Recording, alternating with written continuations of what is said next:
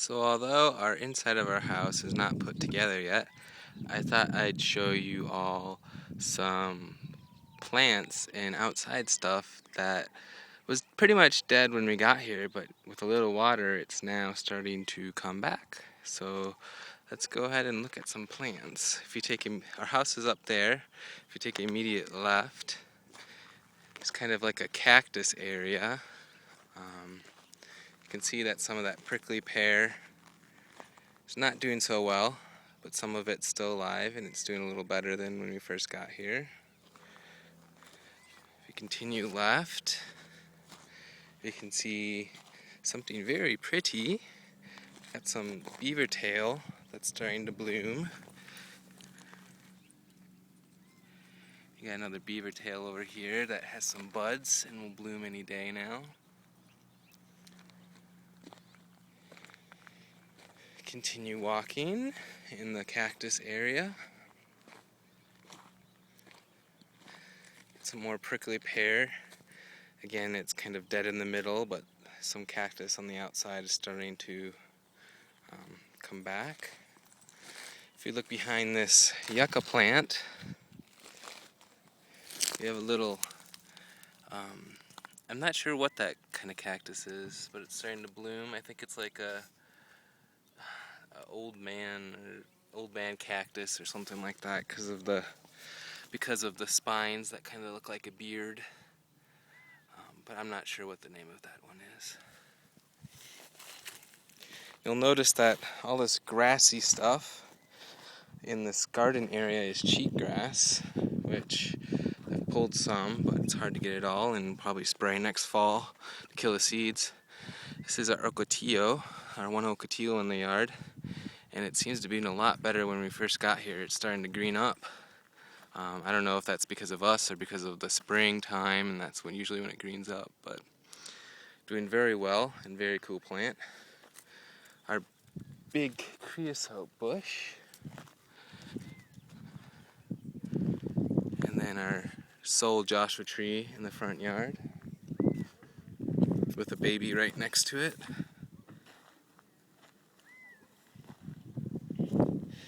So if we continue up the walkway of the house,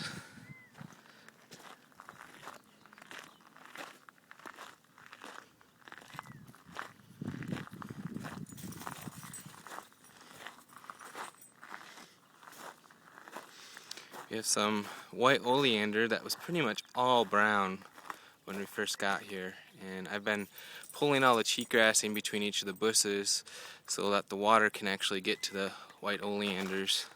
And these front ones are doing the worst, but you look at these ones, and these ones are really starting to come back with a little bit of water. So this is the kind of a privacy fence between our neighbors and us. It goes all the way along the side of our house.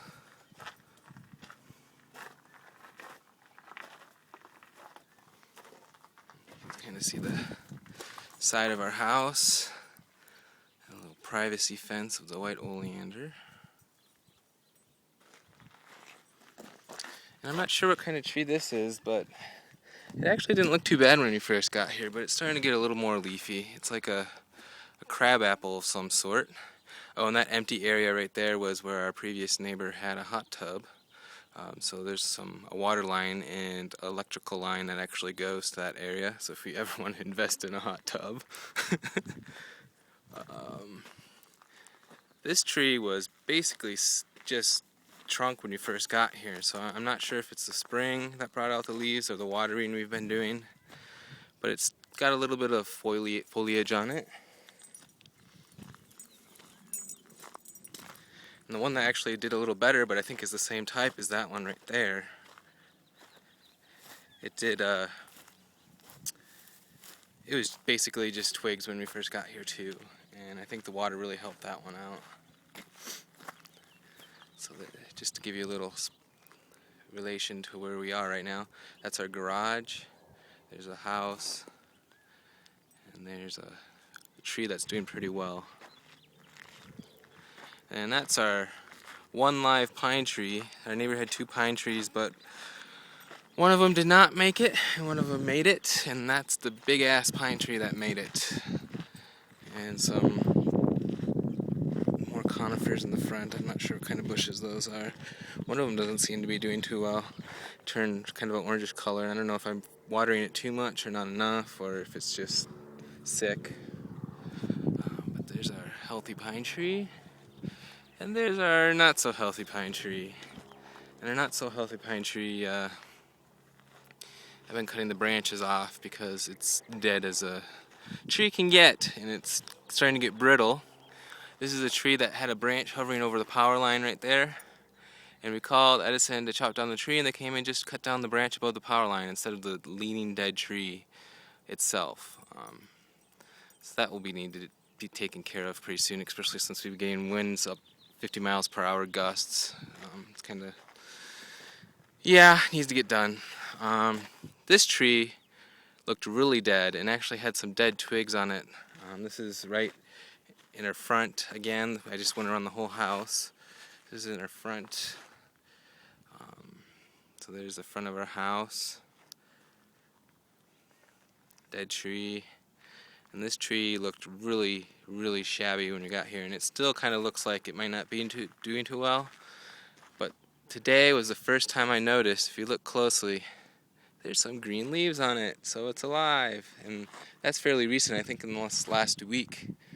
From all the water we've been putting down, it's finally started to green up, which is awesome.